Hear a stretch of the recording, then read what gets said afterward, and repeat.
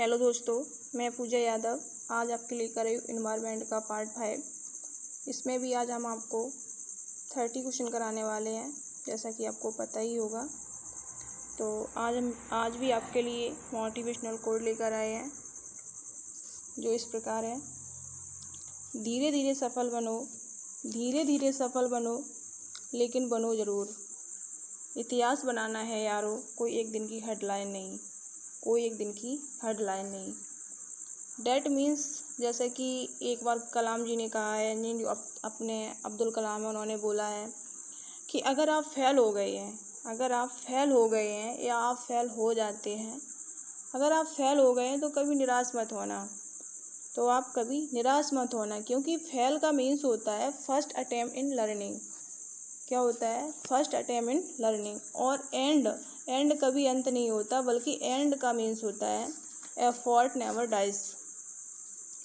ठीक है, तो आप समझ चुके हो। कभी ये मत सोचिए कि मेरा कोई भी मैं कभी 0.5 से रह गया या किससे मेरिट से बाहर हो गया, कुछ भी हो गया, आपको निराश नहीं होना है, आपको डीमोटिवेट नहीं होना है और अपनी स्टडी को और अच्छे से करना चाहिए। क्योंकि कभी कभी जब हम 0.5 से या किसी भी कंडीशन से बाहर होते हैं तो मानते उस टाइम बहुत दुख होता है और हमें डीमोटिवेट होने लगते हैं। ऐसा कुछ नहीं है, इतना मत सोचिए और अच्छे से थोड़ी स्टडी कर लीजिए, आपको उससे भी अच्छे मुकाम हासिल होंगे। उम्मीद करते हैं आप जो सोचा उससे भी आप बेहतर करेंगे अपनी लाइफ में। स्टडी पर फोकस करते रहिए। तो देर ना करते हुए वीडियो स्टार्ट करते हो। और हाँ, वीडियो स्टार्ट करने से पहले आपको ये काम तो करना ही होता है। अगर आपने मेरे चैनल प्रदीप स्टडी अड्डा को सब्सक्राइब नहीं किया है तो सब्सक्राइब कर लीजिए। उसके पास लगे रेड बेल आइकन को प्रेस करिए, सबसे पहले आपके पास नोटिफिकेशन आता रहे।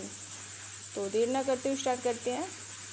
क्वेश्चन नंबर फर्स्ट, मानव विकास क्रम में 2 पैरों पर चलने का सबसे बड़ा लाभ क्या है? इसका करेक्ट आंसर है सी, हाथ स्वतंत्र रूप से मस्तिष्क की आज्ञा के अनुसार कार्य कर सकती है। नेक्स्ट क्वेश्चन, प्रेक्षण विधि की सीमाएं क्या है? सेकंड क्वेश्चन में बोला गया है प्रेक्षण विधि की सीमाएं क्या है? इसका करेक्ट आंसर है डी, यानी कि इसमें जो फर्स्ट ऑप्शन दिया है, यह विधि मिथ्याई ही नहीं है, ये भी सही है। सेकंड ऑप्शन में बोला गया है बी में, इस विधि से परीक्षण स्वतंत्रता से न करने पर प्राप्त परिणाम अधिक पौधे एवं विश्वसनीय नहीं होते, ये भी बात सही है। सी ऑप्शन में बोला गया इस विधि से व्यक्ति के आंतरिक व्यवहारों का अध्ययन में संभव नहीं है, ये भी बिल्कुल करेक्ट है। तो इसका सभी जितने बात बोली गई हैं सब करेक्ट है इसलिए इसका आंसर होता है डी, उपयुक्त सभी। नेक्स्ट क्वेश्चन थर्ड, इकोसिस्टम की सही परिभाषा क्या है? बोला गया है इकोसिस्टम की सही परिभाषा क्या है? इसका करेक्ट आंसर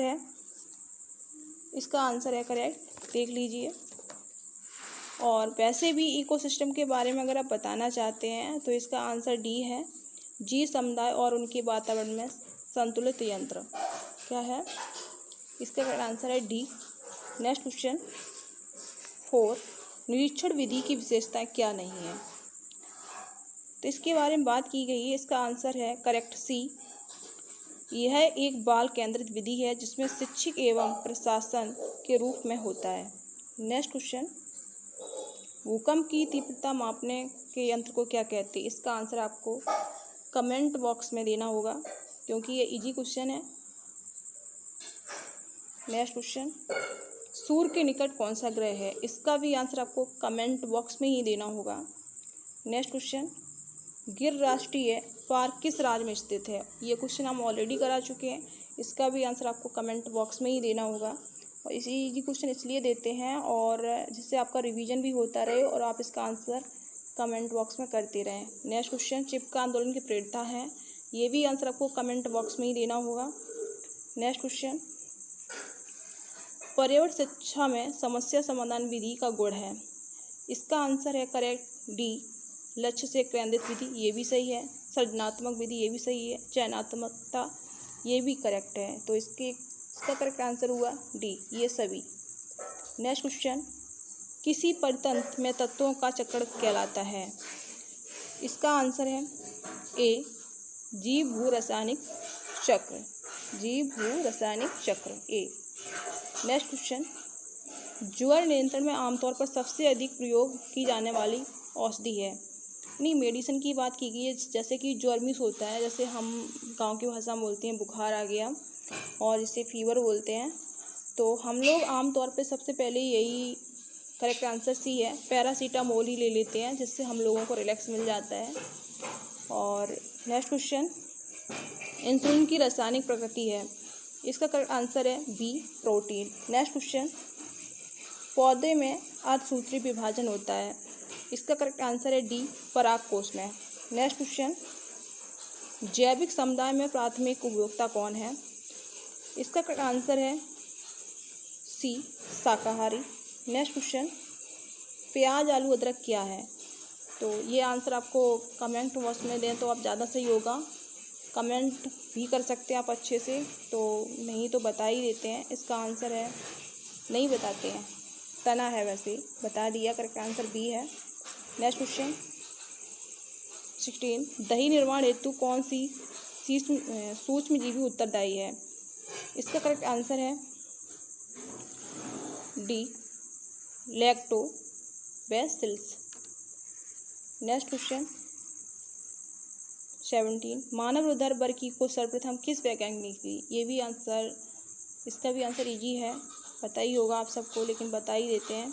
इसका आंसर है ए, लैंडस्टीनर।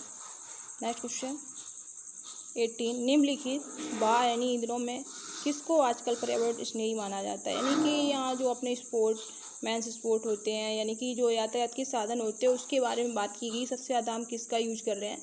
तो सबको ही पता है कि आजकल हम प्राकृतिक गैस है, जो नेचुरल गैसें होती हैं, उनका यूज कर रहे हैं। यानी कि इसका करेक्ट आंसर है डी, संपीड़ित प्राकृतिक गैस। नेक्स्ट क्वेश्चन 19, एक कोशिकीय सूक्ष्म जीव कौन से हैं? इसका करेक्ट आंसर है सी, पैरामीशियम। नेक्स्ट क्वेश्चन 20, निम्नलिखित में से कौन सा उत्पादक साबुन का विस्थापन है? तो इसका करेक्ट आंसर है रीठा। और जैसे रीठा की बात की जाए तो रीठा हमारे जो हेयर होते हैं, अगर हम उसका शैम्पू या उसका ऑयल लगाते हैं तो हमारे जो हेयर होते हैं, बालों होते हैं, उसमें भी काफ़ी अच्छा इफेक्ट समझ में आता है, इसका इफेक्ट पड़ता है, और यानी कि अच्छे हो जाते हैं। आप इसको भी यूज करके देख सकते हैं। नेक्स्ट क्वेश्चन 21, जब मोर सांप को देखता है, जब मोर सांप को खाता है तो सांप कीड़े को खाता है, और कीड़े हरे पौधे को खाते हैं, तो मोर का पोषण तल कौन सा है? इसका आंसर है ए, प्राथमिक उपभोक्ता। नेक्स्ट क्वेश्चन 22, गैसीय अपशिष्ट कौन सा है? यहाँ गैसीय अपशिष्ट की बात की गई है। इसका आंसर है डी, लकड़ी कोयला से जलने वाला धुआं। नेक्स्ट क्वेश्चन 23, निम्नलिखित में से कौन से पौधे दूर दूर प्रसारित होंगे? इसका करेक्ट आंसर है सी, फल द्वारा प्रकीर्णित पौधे। नेक्स्ट क्वेश्चन, जब एक जीव लाभ देता है तो बगैर दूसरे सहवासी जीव को प्रभावित किए तो क्या कहलाता है? इसका आंसर है सी, मृतोपजीवी। नेक्स्ट क्वेश्चन 25, राज्यसभा में होने वाली सभाओं की अध्यक्षता कौन करता है? तो वाइस प्रेसिडेंट करता है, यानी कि इसका करेक्ट आंसर है ए, उपराष्ट्रपति। नेक्स्ट क्वेश्चन 26, निम्नलिखित में से कौन सा कायांतरित सेल का उदाहरण है? इसका करेक्ट आंसर है सी, संगमरमर। नेक्स्ट क्वेश्चन 27, महासागरों में निम्न में से कौन सा लवण सर्वाधिक मात्रा में पाया जाता है? तो ये तो सबको पता ही होगा। इसका करेक्ट आंसर है डी, सोडियम क्लोराइड, और इसका फॉर्मूला होता है NaCl। नेक्स्ट क्वेश्चन, जिसे नमक बोलते हैं। 28, फ्लैग क्या है? फ्लैग की बात की गई है। इसका आंसर है सी, जीवाणु जनित बीमारी है। नेक्स्ट क्वेश्चन 29, निम्न में से किस मिट्टी का विस्तार भारत में सर्वाधिक क्षेत्र पर होता है? ये तो सबको ही पता होगा। इसका आंसर है बी, जलोढ़ मिट्टी।